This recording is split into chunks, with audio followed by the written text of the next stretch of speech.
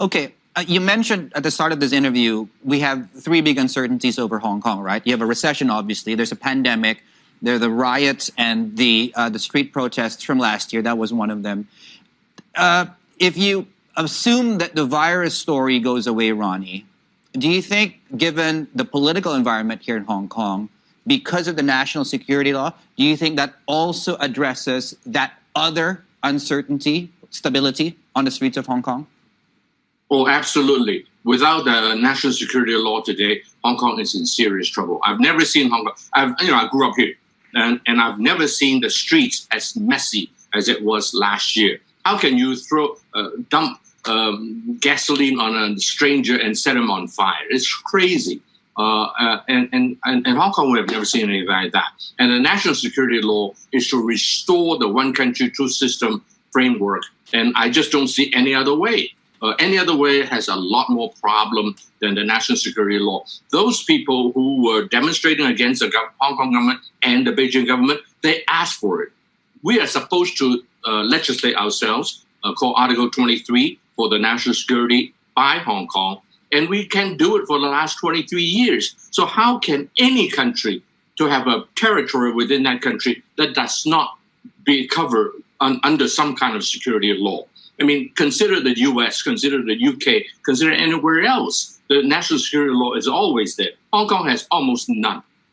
That is an unacceptable situation. And since the Hong Kong people refuse to do it themselves, Beijing is left with no choice. If not, the Hong Kong's economy is going to suffer. Imagine, social stability was gone, personal security was gone. How can business exist? So the national security law is the only thing that can be done in order to restore some form of peace in Hong Kong. Okay, Ronnie, it is a two-sided story, of course, in terms of the political events that are unfolding in Hong Kong. Let's bring it back to the retail story. You know better than most that retailers are being hammered in Hong Kong. Retail sales falling 24%. Will you give your tenants a rent cut? First of all, there's no two sides. Fact is the fact. Let's face the facts. If you're afraid to face it, too bad. As far as retail in Hong Kong is concerned, everybody has to be realistic. And we are realistic, and we have to give some rent relief, but only on a selective basis. On the mainland, we're across the board cut for our retail tenants in the base rent. But in Hong Kong, we're very selective because some businesses are doing fantastic. Why bother? But other people that are in need and that we want to keep them, surely very, very realistic to work with them. Ronnie, 500,000 people voted in the primaries. Are you dismissing their views? No, it's not that I'm dismissing their views. Many of those people are the ones that were marching on the streets. They were the ones who were causing trouble. And I felt unsafe for the first time ever living in Hong Kong for the last many decades. Do you want your son or your daughter to live in an unsafe environment when he or she walked out of the street? What do you say? Are you safe in Hong Kong? Now, last half of last year? Right. Okay.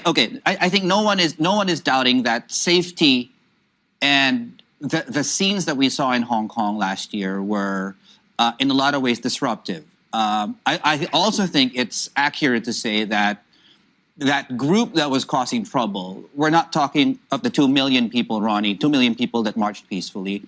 I would imagine the majority of the 500,000 people that Tom was mentioning earlier that voted in the primaries were the ones also causing physical harm and physical trouble and posing that sort of fear. And you and I understand, of course, that these are scenes you don't see every day, but equally as well, there is a part of the population here, Ronnie, and sorry to get into politics, that want their voice heard. What do big businesses in Hong Kong, like yourself, tell those people who feel marginalized, that they can't seem to see a future, that they can't climb the economic ladder? It is, after all, one country, two systems. It is also one Hong Kong, Ronnie. Well, one Hong Kong is part of the one China. Let's get that fact right first.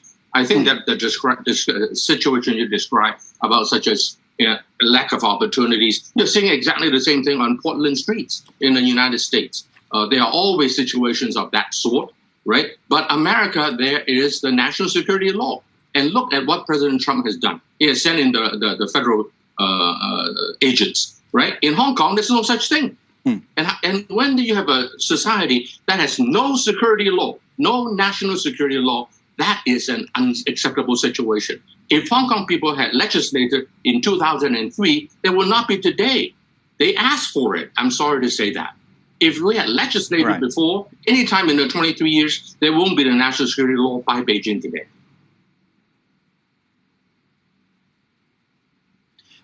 Ronnie, we're out of time. We could continue this obviously, and obviously we wish do come back on the show so we can continue the conversation. Ronnie Chan, thank you so much for coming on the show.